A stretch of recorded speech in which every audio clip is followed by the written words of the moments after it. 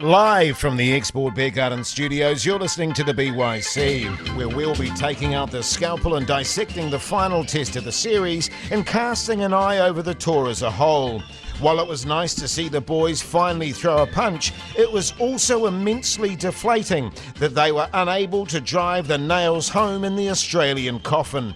So many of us talk of the hoodoo the Australians seem to have over us, and if anything, this series seemed to confirm our fears. The steady as she goes approach, so often praised by many, seems to fall down against the Aussies, where a more adventurous, think outside the box approach is surely needed. And Dylan Cleaver,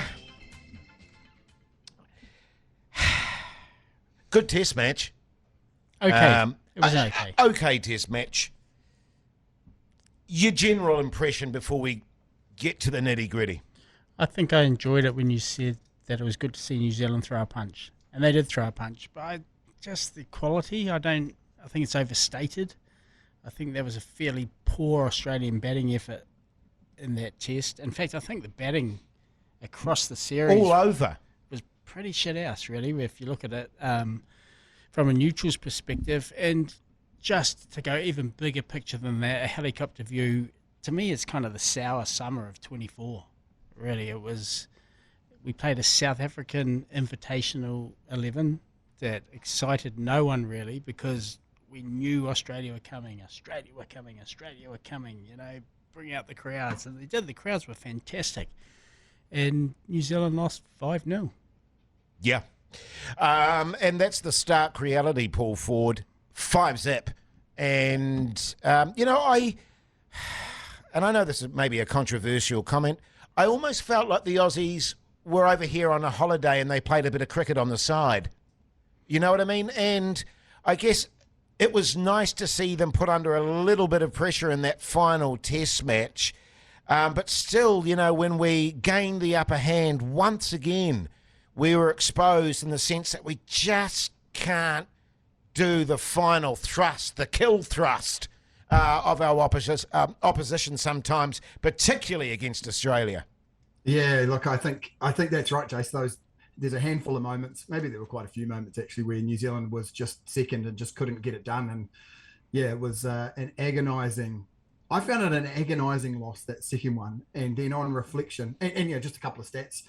That ends 13 series unbeaten at home. Here's one for you. It is New Zealand's equal second longest losing streak at home. We've only ever lost more than 5 matches in a row once, and that was against Punter Ponting's Australia in 2005. So these 5 matches are dark days. No question about that. It's incredibly frustrating. But what I was going to say is, I don't know why we held out so much hope. Realistically, you know, we haven't beaten Australia at home for 31 years since Chill Blaine's arse glance for 4 at Eden Park. We didn't have our best 11, unlike Australia. So we didn't have Jamieson. We didn't have O'Rourke, Bolt, Bracewell, Conway. We went in with form clouds over a couple of our players. We made weird selections. There were a bunch of things where, I don't know, it just feels like our expectations got away on us a bit. We never beat Australia, and we never beat Australia at home. I don't know why we thought we were going to. Yes, I think that's fair. Can I just say, if Australia are our hoodoos and they do it very well, does that make them hoodoo gurus? Yeah. Look, and quite frankly, Paul, when you put it as starkly as that, you're right. There was always question marks over our side. You mentioned Kugelheim, and I thought it was really revealing regarding Kugelheim, how he was used in that test match. And it was almost like last resort type thing. We'll try everything we can. Okay, Cugs, you have a bowl. Got some handy runs, and he's a competitor, but he's not a test cricketer. Is he a specialist slugging number 8 now? Yeah, well, maybe. Good God. But hearing you talk about it like that, Paul Ford, our selections, our injuries, who wasn't playing, yes, I think our expectations were overblown, but we were the architects of our own demise in many respects, Dylan Cleaver. Once again in that first innings, we shat the bed. Yeah, you can point to all sorts of moments during that entire series, actually, where Of course. just did some really dumb things. That second morning at the Basin will forever haunt me. Ugh. Just awful, awful cricket. The run out at the Basin, jeepers, do we need reminding of that? Just hideous stuff. Under 8 stuff, that was. That was indicative. That run out is it's kind of an iconic moment in the series, isn't it? But it indicates the tumultuous state of mind that the Australian bowlers, the pressure that they put on the New Zealand batters, just made us stop thinking straight. Yep. We fight our way back somehow into that test, get to 3 down at stumps, admittedly chasing a target that is probably out of reach, but with 3 down, we've got set batters, and Ravindra spoons a long hop outside off stump straight to point early the next morning. That test gone. Put it in the books. And then in Christchurch, admittedly, I have been doing quite a bit of cross-country travel. I didn't see as much of this test as I would have liked to. I've caught up on all the highlights, but I haven't seen ball by ball. But again, there appears to be moments. You know, that first innings you mentioned, the collapse precipitated by some pretty ordinary shot making. And that, I mean, fast forward right to day 4, the critical moment, Rachin Ravindra, very fine cricketer, got an excellent cricketer, but I'm not sure about his fielding. No. And it's very weird, actually, a young player coming up in this 2020 generation who is a sloppy fielder, and he is clearly a sloppy fielder, but spilling what was just such a simple catch off the man named the Bison. First ball. As early as that was, it felt like a critical moment, and it proved to be. Yeah. Well, the expletives came out in my house when that happened because I was shocked. And I think Rachin was just a little bit surprised. It was like he wasn't quite tuned in at that moment. He did a little dive when he tried to catch it too, which he didn't need to do. I think for me, Paul, the thing that I find the most frustrating when we talked about the players that weren't playing, et cetera, the issue that I had is that we didn't play as well as we could. That we, it wasn't like we were beaten by a better side. I felt at times we beat ourselves in those test matches. Yeah, and you could make an argument that Australia didn't play that well. I mean, there was only 100 in the series, and if you look at some of the big dogs that they have, we mentioned Marsh there, but obviously Smith, Khawaja, Labuschagne, none of those guys got 100, and it was left to Cameron Green, it was left to Josh Hazlewood to get some runs. It did feel like it was a real bowlers series, and in one sense, going sort of in the middle of that second test, it felt like Matt Henry versus Josh Hazlewood was going to determine the outcome of the test match. I mean, it's quite a strange situation to find ourselves in. Incredibly, frustrating, I guess. And Dylan, you mentioned that second innings collapse at the Basin. I mean, those 5 days, that Sunday and then that Friday, New Zealand conspired effectively to be 192 for 15 off about 50 overs, which really bloody difficult to win test matches from those sorts of positions. And in fact, you could argue that New Zealand did incredibly well to fight back in that match and get anywhere near even daring to dream on that final day. Yeah, and there were some fight backs, but we were the architects of our own misfortune there and putting ourselves in that situation and behind the game. Daryl Mitchell said, for us, we've always said as Black Caps, we're not defined by the outcomes. Okay, I've got an issue there already. But anyway, we're defined by how we play cricket and hopefully how we inspire our country to play the game. We are really proud of the efforts that we did throughout the test. Although we didn't get the win that we wanted, I think if we keep turning up and keep playing cricket like this, puffing our chests out and doing it with a smile on our face and hopefully inspiring many young kids here in New Zealand to play test cricket in the future, then we're doing the right thing. Yeah, I've got a couple of issues with this. First of all, I think I know what he's trying to say, and I don't think it's quite as bad as what some of the cloud shouters have made it out to be. That is part of the New Zealand ethos. It's what Kane Williamson has built his entire career on, is if you focus purely on outcomes, you forget about the journey, you don't enjoy it, etc., etc. If you get the processes in place, the outcomes will naturally come from that. Unfortunately, the way it sounds there is that just he's almost saying, hey, don't judge us on the fact that we lost 2-0. judge us by the fact that we came and puffed our chests out and played good cricket. So my issue is not so much with that, although it does sound weird, I'll grant you that. My issue is that I don't actually think they did play chest-puffing cricket. I actually think it was a little dull. Like you've mentioned, the Kugelheim situation, which is just bizarre. Yeah. New Zealand reverting to some very conservative field sets and bowling tactics. Sure, go out and play cricket that we'll be proud of. We know it's not going to come off all the time, but this wasn't that, actually.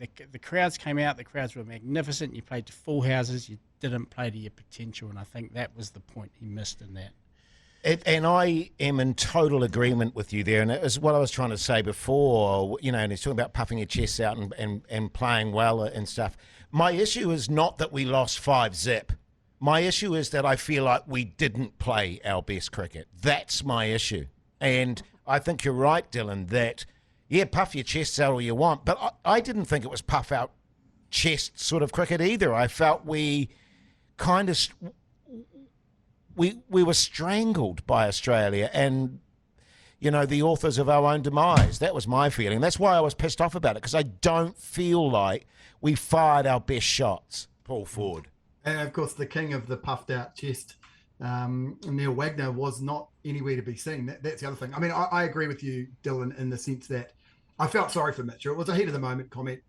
It sounded like he was being provocative. I don't think he was. I think what he meant was that for him, he doesn't get caught up in the winning or the losing. If you're going to go out there kind of thinking about the winning and the losing and you forget to play a full defensive, it's just go and do your thing, go and play your game, and then the results will come or they won't. And, I think it's good that our players have got something loftier to play for than, just win at all costs. I think we would play completely differently if that was our ethos and we'd have a different set of players. But the fact of the matter is, fans are definitely going to judge. Well, lots of fans are going to judge the team on the outcomes and at the very least on the level of performance. And I think, Jace, that's what you're alluding to. And that's why I think we get so annoyed when we see things like shitty fielding, because that feels like something that's within our control. Yes. And I think that was there's some stuff tied up in those comments that, I think it's been misinterpreted, and I felt a bit sorry for Matt Henry. Has walked it back a little bit too since and said,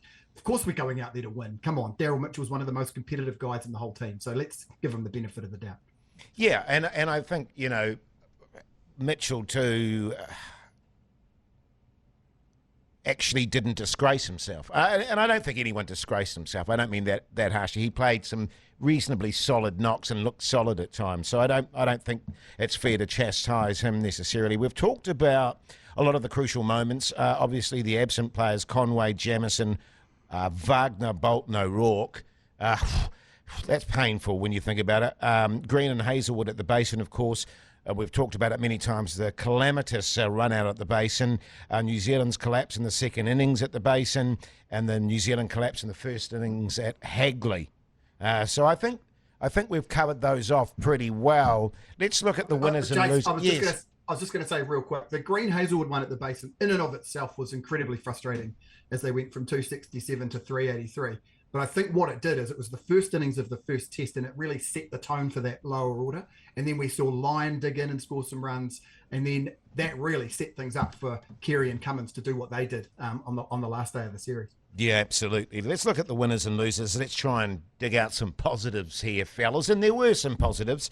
It's not on this list here, but I just want a huge kudos to Matt Henry. What an outstanding series. And is he our main man now, Dylan Cleaver? Is he our go-to? Yeah, I think he leads the attack now. Yes. I think that's fair to say. Maybe it'll be intriguing to see if he can kind of mirror that kind of impact in different conditions. Sure. I think of all the New Zealand bowlers, he is just tailor-made for our conditions, which, to be fair, he didn't really get this summer. When you think of typical New Zealand conditions, Christchurch was probably the closest we got to them, but certainly didn't find that at the basin, certainly didn't find it at the Mount or even Hamilton. So, yeah, I do think he leads the attack. Talking to you off air, the only shame of it really was that he dragged New Zealand back into that series to a point where most people thought on that day 4 New Zealand were probably favourites. Mm-hmm. And the shame of it was that he just couldn't, A, get that 10th wicket that he probably earned for the match, and B, it was probably his sloppiest personal performance of the series was that last day. So that was a kind of negative to finish on in what was an overwhelmingly positive series for him, and he slogged some runs too. Yeah, and but I guess you got to cut him some slack in that regard too. He had a lot on his shoulders, and he was basically carrying the entire team for these 2 Test matches. On the positive front too, Paul Ford, the emergence of Sears. I like the look of O'Rourke. It's an absolute shitter that he got injured. So there are, in terms of the bowling stocks, a few positives there. Absolutely, yeah, I agree. And Sears is really, as we talked about before, in the bonus round, he would never have dreamed to be out there, and he looks like one of those guys that can level up and bring the intensity that's needed at Test cricket, and a very worthy replacement for O'Rourke, and I guess for Wagner as well. But I think I had a quick look. Collectively, Henry, Phillips, and Sears, our best bowlers, they took. I think it's 28 wickets at an average of 18. The rest, i.e. Southee, O'Rourke and Kugelheim, 9 wickets at 59. Yeah. So it was real chalk and cheese, a real top 3, bottom 3, I think. Can I ask a question? Like, do you play Sears and O'Rourke in the same 11? And the reason I'm asking this is that I'm hearing, at the moment it's unconfirmed, so I don't want to get into any details, but I'm hearing Jamison's situation is not great. Terminal. Could be a real extended period on the sideline for him. Do you play Sears and O'Rourke in the same 11? Is that too inexperienced? Are they the two Bloody similar in that they're angular right-handers who can hit decent pace, but are probably more awkward than they are out and out quick? What's your thinking on that? If I'm doing this Test match again with in hindsight, and those guys are available. Yes, for mine. I mean, I'm not sure that you would play them ahead, both of them ahead of, say, Matt Henry if you were in Sri Lanka or India, if you're only picking 2 seamers. But yeah, hell yeah, I think making international batsmen hop around, that's what they should be out there trying to do. Bloody oath, and I'm on the same page with that. Let's look at Rachin Ravindra 250s. I was really encouraged by his batting. Some sloppy batting as well, but, I'm putting that down to inexperience as well, learning his game. But I thought there were some real signs there that he's going to be a quality batsman for us. And I think the Australians really rated him too, and they do really rate him. Obviously offset by some stuff in the field. Didn't get bowled that much either. So, but for me, in terms of Rachin Ravindra, I give him a tick, Dylan. Yeah, look, he's a lock for me for the next 3 years. Pick him at number 4. That's his spot. Just play him. He will learn. He is too loose outside off stump, and I think Australia fed on that. He is going to nick out for single-figure scores quite a bit in his first year or so of international cricket. Persevere with him because, jeepers, he's great to watch, but, man, give him some fielding tutorials. Yeah. I'm not just talking about the Test series and the dropped catches. I thought he was really sloppy in the T20s, whether it was on the ground or in the air. So yeah, a lot of work to do there. Well, actually, just on our fielding in general was well below what the standards we expect of our side. We pride ourselves on our fielding. Very quickly, Paul, your view on Rachin Ravindra?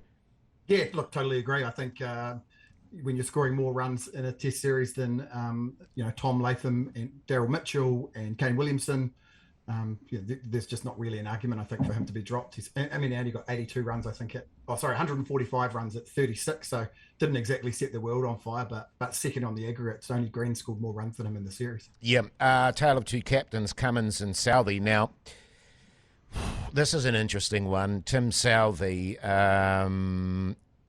I guess it's probably a cliche to say, Dylan Cleaver, but is he coming to the end? Yeah, this is one that probably requires a little more granular analysis, because you compare him, fast bowling skipper, to Cummins, fast bowling skipper.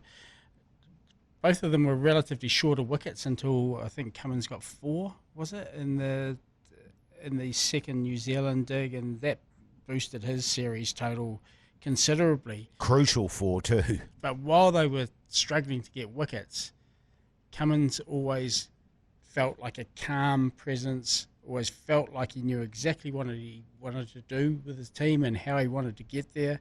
He played the right innings for the right time, and I know Tim will bang on about how he's not picked for his batting, but he is a good enough batter to appreciate the situation he's in and to bat accordingly, and he just doesn't do it anymore. I'm not sure if it's a scrambled mind, if he's scared of the ball. I think he is a bit scared of the ball, but he was hopeless with the bat, absolutely hopeless, and he's better than that. And I do not see a rosy future with a Gary Stead, Tim Southee, captain coach axis. I just don't. I wonder if it's time to actually end that experiment now. Sure. I want to put a little angle in there too, though, Paul Ford, Southee. He was pretty bloody unlucky. You know what I mean? There are a lot of, just past the outside edge, drop catches, that could have changed his figures. He was unlucky. He's still a very talented bowler. But, yeah, I mean, I guess, is he the one ultimately that's going to make the call, or is it going to be a selection thing? That's interesting. Look, I've got absolutely no inside knowledge at all, but I did look at him in that end of series press conference, and he looked, as you would expect, incredibly just sad, actually, and buggered and all of those things, and just rinsed. And I thought, you poor bastard. That was literally what I said out loud when I looked at the screen. And it's coming back to things like what you just said, Jace. If the catch went down, they weren't all off him, but it seemed like it was a disproportionate number. I don't have the stats. He obviously fields in the slips as well, so then he's kind of under pressure trying to take those catches. He's trying to captain. Took a screamer. Like he's got a absolutely. That was a great catch. But we know it just feels like he is, and he's got the burden of captaincy as well. He's only got 6 wickets for 428 or something this year, and it just feels like maybe there's just a bit too much going on. I do wonder whether we see him step away from all the white ball cricket and he becomes a bit of a James Anderson for New Zealand and gets sort of wheeled out, still keeps going around but doesn't play every game. I wonder whether that's the phase of his career that he's about to enter into. As I say, he's kind of left the door ajar about whether he'll be the captain when they go to Sri Lanka and India. And I guess that's because it's not up to him to say in terms of whether he gets selected and so on. But that's really interesting because he was given the opportunity to state his case for it, and he didn't give himself a ringing endorsement, did he? He left that. It was really open-ended. And I do just want to say, actually, that although I have a feeling the Tim Southee captaincy experiment is coming to an end, I do want to say 2 things. That he bloody earned it. Yes. And I think he did it really well for a little while. Agreed. And I'm not advocating for him being dropped out of the squad. I think he's definitely should remain in the mix. He's fit. He still has skills. I did worry a little bit that he just couldn't reach back and get that mid-130s pace often enough to offset the kind of variations he works with. But I would not like to see him step away from cricket. I still think he's incredibly valuable. Paul might be right, although I'd suggest just one dayers. I think he's still a very canny T20 operator. Yes. But yeah, maybe you're right. Maybe he's entering his James Anderson pomp. Another sort of glimmering light in the series was old Kane Williamson massively outplayed Smith. The big 4. God, I love Smith. It was the 2 LBWs, wasn't it? It was like when he got struck and got given, he was like, "What? That's not out. That's an unbelievable decision." And then, actually, no, you're out. See you later. No, he looked all over the shop. And we've actually briefly touched on it. The Australian top order was terrible, generally speaking. They weren't batting well either. But Smith, is he an opener, Paul? I don't think so. No. Absolutely not. Shuffles around. And just on that note too, neither's Young. No, that's the question. Who's less of an opener? I'm not sure what the answer to that is. If you look purely at the statistics on this one, Steve Smith 51 runs in the series at 12.75, and Will Young 39 runs at 9.75. So, the Smith case is an interesting one. Of course, he put his hand up to do that job. Cameron Green thought it was going to be him, and Smith has sort of painted it that he took one for the team and taking that new challenge on. It looks like it's ill-fated to me. Yeah, and you mentioned Cam Green there. Despite his 100, I still don't think he's a number 4 at all. I find that an interesting selection. Come back to you in 5 years on that and see if changed your mind. Yep, fair enough. Cougar line. He's a committed cricketer, but as I was saying before, I thought it was really revealing how he was used in that second test, and even indeed towards the back end of the first test, where it was 3 overs in that. Yeah, it's like you almost sense like this is our last ditch thing. He wasn't really backed, was he? And but he had the skipper's backing in one respect. He got him in the team. It got him the side, yes. Yeah. But I just felt like there was a real reluctance to use him after that initial first spell in the first test. He bowled fewer balls than Will O'Rourke in the series, which is quite staggering. Yes.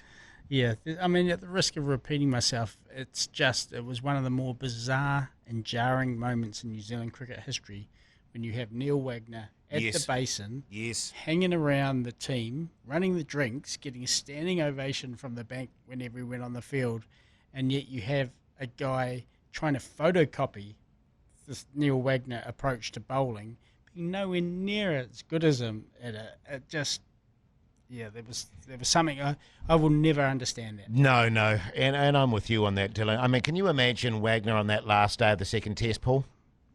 Oh my God! How much did we miss him on that last day? He would have peppered Carey. Yes. You are going to find out what happened because you're going to write his book, Dylan Cleaver. So I think I'm backing you to find that out. Bloody oath.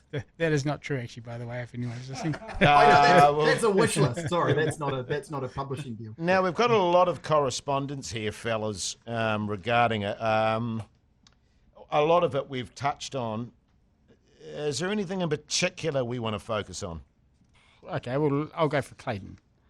Clayton writes, long-time listener, first-time caller, have recovered from the emotional turmoil of the last test. I do wonder how bad does it need to get for New Zealand cricket to drop Stead. He is contracted to June 2025. I feel New Zealand cricket will just keep ploughing ahead and avoid any golden handshakes. He says, fair enough, they've made some ICC finals, but there's been a litany of mind-bogglingly poor choices from the old boys club that have cost us at the end. Clayton goes on to say he loves the team and he loves that aggressive mindset that Hesson and McCallum instilled in them. This is an interesting point, and one, like we've talked about Southee, I guess, and whether it's time up for him. They're not going to get rid of Stead before June 2025. I actually hear this all the time. In fact, where I was on the weekend, every second person kind of said to me, they've got to get rid of Stead. This is the end of the line for Stead, isn't it? I don't think it is. For one, you're right, you don't want a golden handshake. And two, it's not the most sought-after job in the world. No, Stephen. And three, we never beat Australia. To drop a coach because we didn't beat Australia is ridiculous. Because we would have dropped every coach since. Well, I think John Wright beat them in Hobart, and then he got dropped soon after, actually. So beating Australia is not good for your job security. Stephen Fleming's not emailing Scott Weening every day begging for the job. McCallum hasn't sent a racing pigeon back from London saying that, hold off, I'm on my way. Yeah, well, and it's an interesting thing too, Paul, and I was saying it at the top there. In many respects, he's lauded for the fact that the steady as she goes approach benefits the players. You get consistent performances. I just felt like in this series, that kind of steady as she goes approach was a little bit exposed. Do you know what I'm saying? Yeah, we needed to think outside the box a little bit and challenge the Australians, do something a bit different. Yeah, the conservatism was sort of a crutch during the series, I think is yes, a fair point to make. I think it's easy, though, as well, to say, they stuffed this up. Don't get me wrong. I think that the way the Wagner situation, I think that was poorly handled. Could Trent Boult have been in there? I think they gave themselves every chance of him kind of being around. He's in and out of the squad against the Aussies in the T20s. I think we've got to understand that man management piece, that the players do seem to like him, and they do want to get out there and play. And some of the bets that they did put down, O'Rourke, Sears, even Ravindra, bringing Phillips through and backing him, those things did come off. And I think it'd be unfair to kind of bag him over here and say, oh, these were all terrible. What a ball's up. He's got to go. There's actually a bunch of things on the other side of the ledger that did work. Whether there's enough on one side or t'other, I don't know. But I don't think he's going to go, and I don't think that he deserves to go at the moment for sure. Okay, well, in wrapping this up, Dylan Cleaver, the Australian Tour, your score out of 10 being so good, unbelievable. Are we talking just the chess component? No, I'm talking the entire tour. 3. Paul Ford? 5 losses in a row, 5 out of 10 for me. Yeah, I'm with Dylan, 3. Harsh? Disappointing. Yeah, it was disappointing. I tell you what I was also riveted by was the India-England series. Of course, India prevailing in the end there 4-1. But it wasn't all easy going for India, and it looked very precarious after England won the first test. And they had their opportunities, England.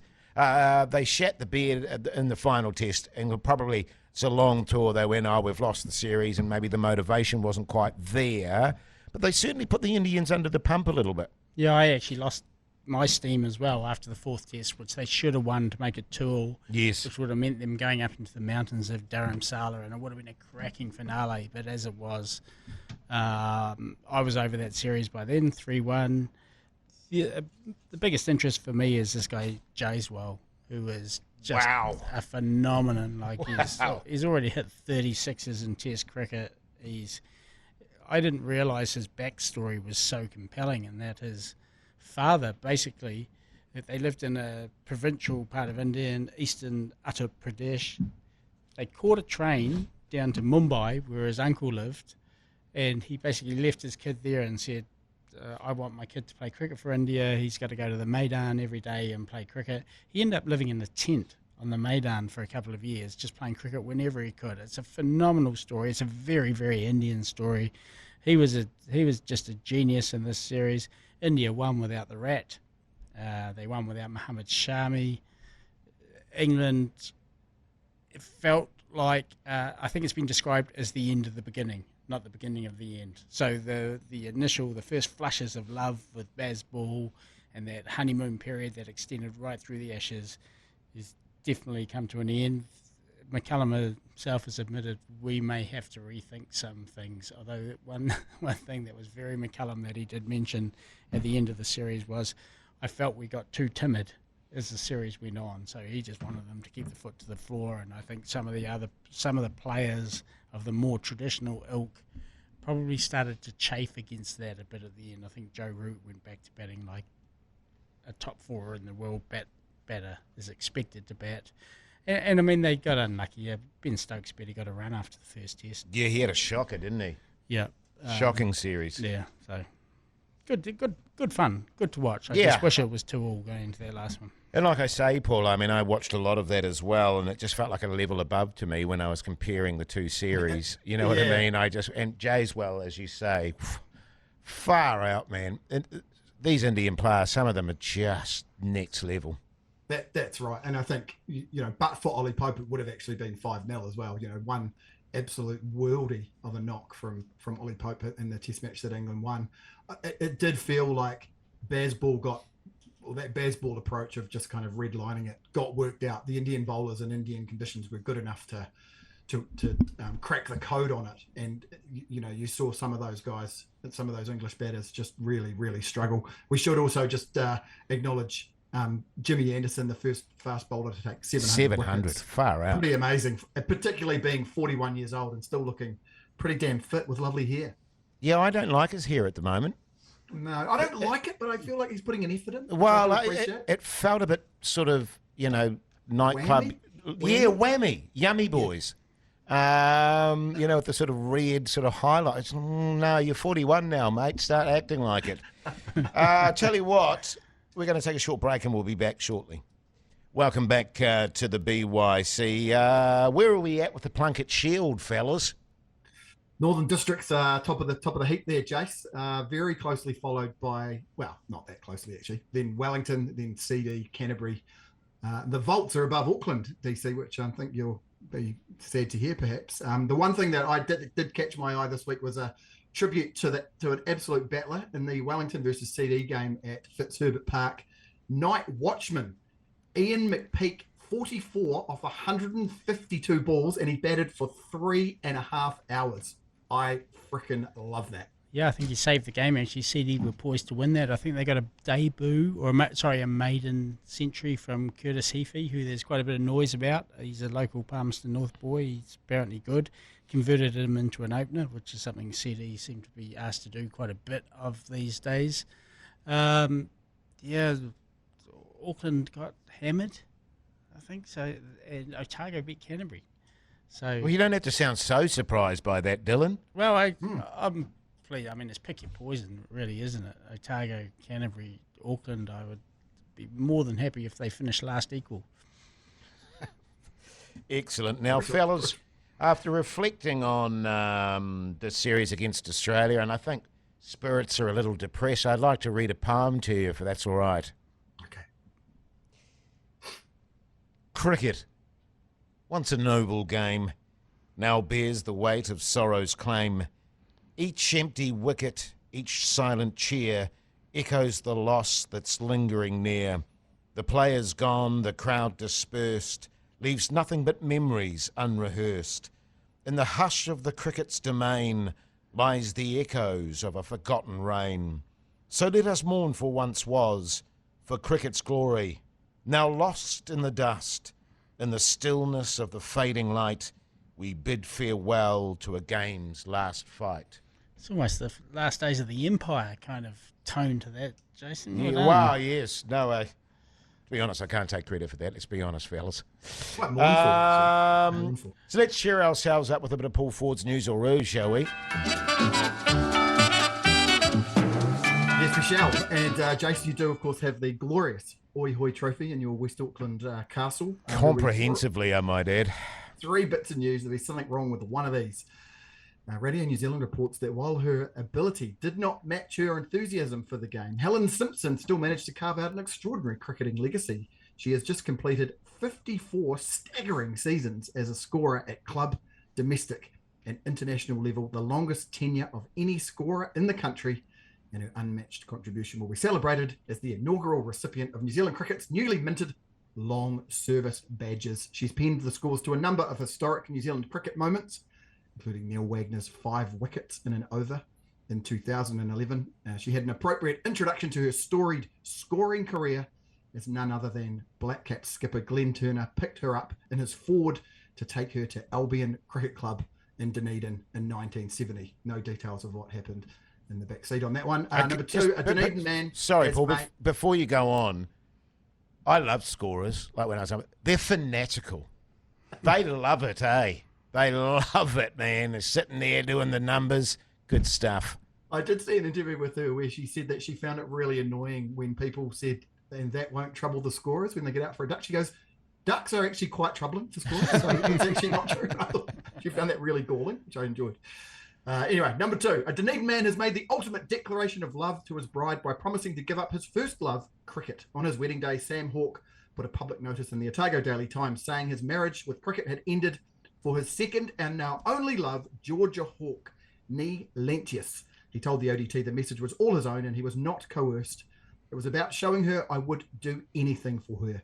He said, everyone's always given me shit that I'm going to have to give up one thing to get the other. So I thought if I'm going to do it, I'll make it public.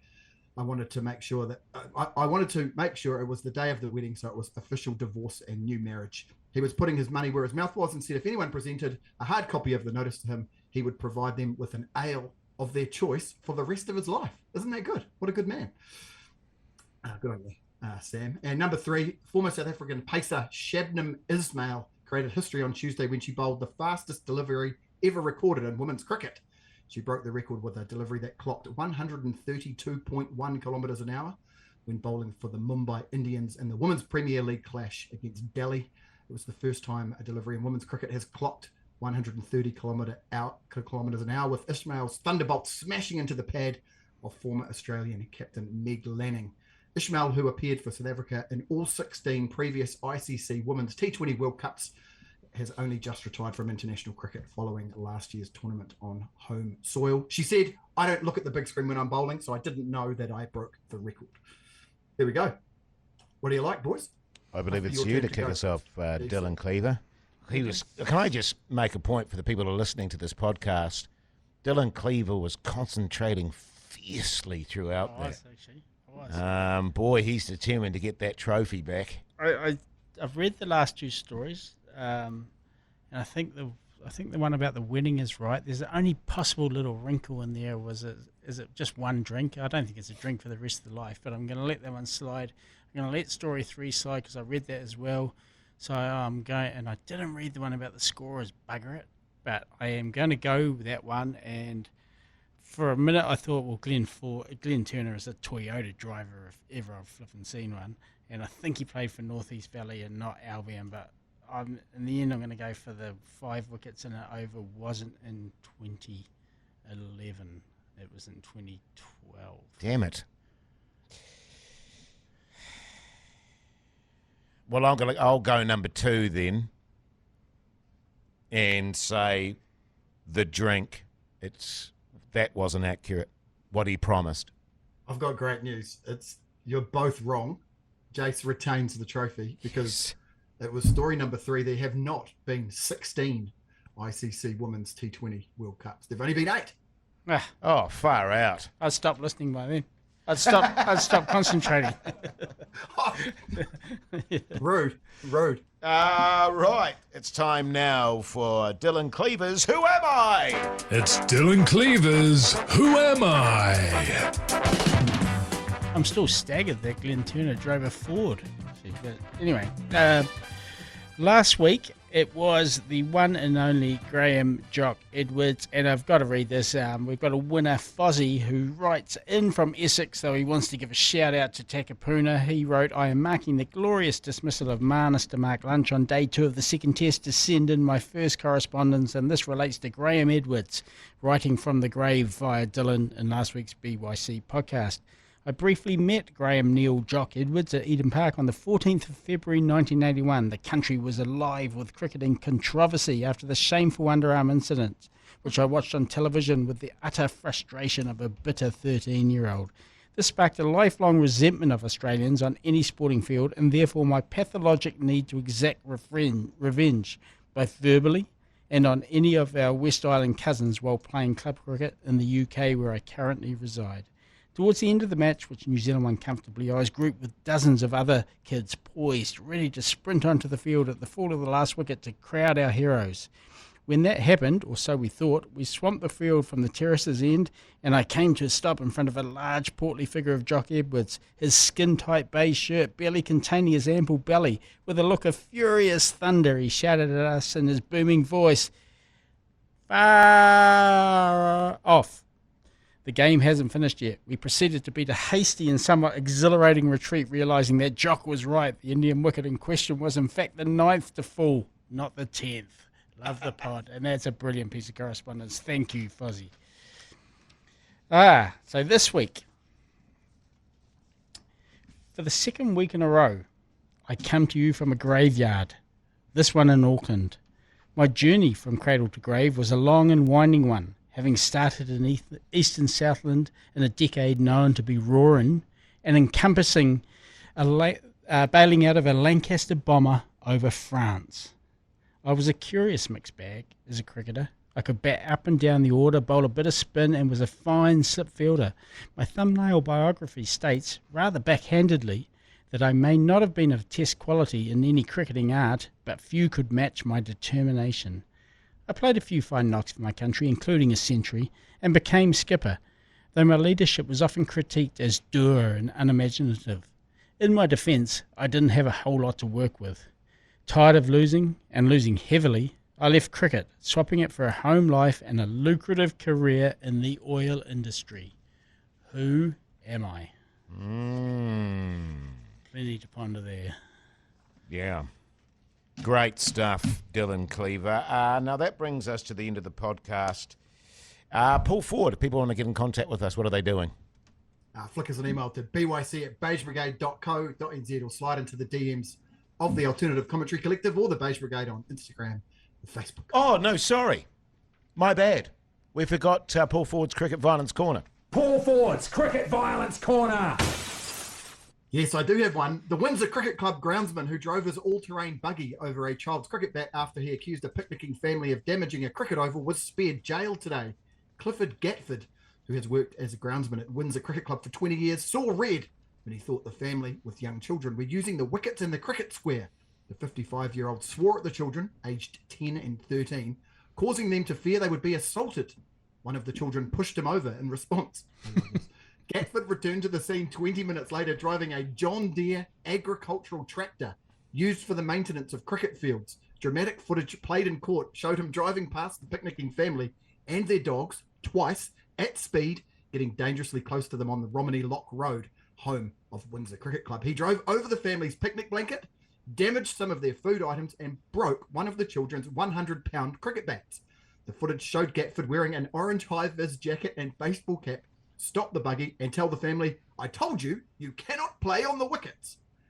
He was 2.5 times over the drink drive limit as well. He admitted dangerous driving, driving with excess alcohol, threatening behaviour, criminal damage to the cricket bat, and common assault that put the child in fear of violence. Judge Millard said, "I well understand the time and preparation that goes into preparing a grass cricket wicket and the year and hours that are required to do so. However, that does not excuse what you did, and I think you recognise that." He would have considered jailing him, but instead gave him 12 months community service and ordered him to pay £100 so that their family could buy a new cricket bat. "Clearly, you are a man who likes cricket," the judge added. "You recognise the child should have a new cricket bat, and you will pay for that." Jeepers, he should have gone to jail. What a horrible character. Good Lord. Good Lord. Mind you, groundsmen do love those wicket blocks. Jeepers. They get very, fanatical. Hey, what's going on with the bounce, Dylan Cleaver? Bounce is rocking along nicely. DylanCleaver.substack.com or just Google the bounce. Join up. It's free unless you want to buy me a cup of coffee per month. Great stuff, mate. Well, thanks for taking the time to listen to this podcast. Enjoy it until the next time.